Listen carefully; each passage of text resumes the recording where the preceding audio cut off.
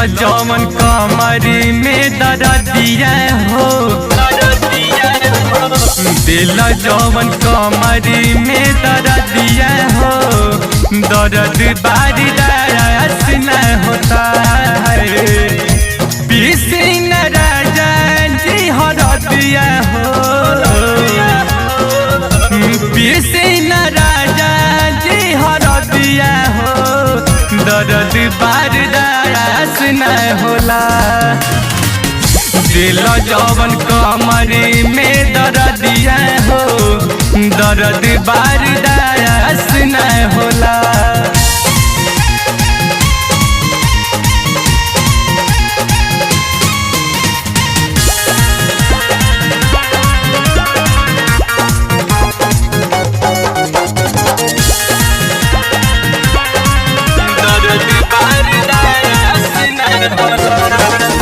मरद ना बात बुझेला, दिन भर राजा चुसेला, छोड़े ना मोर कलैया, कहे तू जिद धरेला। मरद ना बात बुझेला, दिन भर राजा चुसेला, छोड़ ना मोर कलैया, कहे तू जिद धरेला।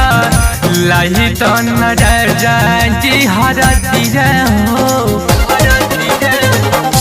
लाही तो न राजा जी हरदिया हो, दर्द बर्दाश्त न होता है। दिल जौवन कमरी में दर्दिया हो,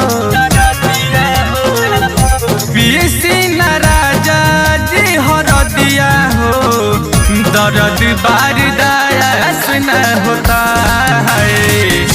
दिल जौवन कमरी में दर्दिया हो, दर्द बर्दाश्त न होला।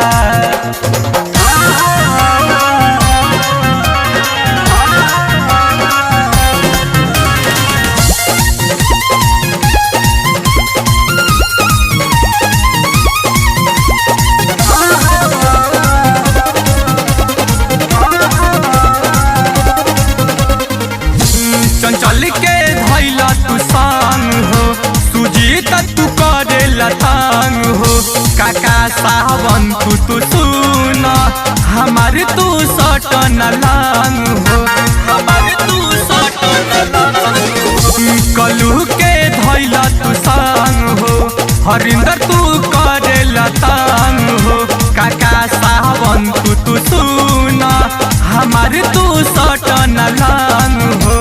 कहरी न दीपक जीव पैया हो,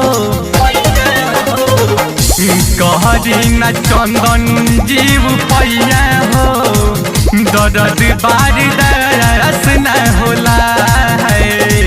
पीसी न राजा जी हरदिया हो,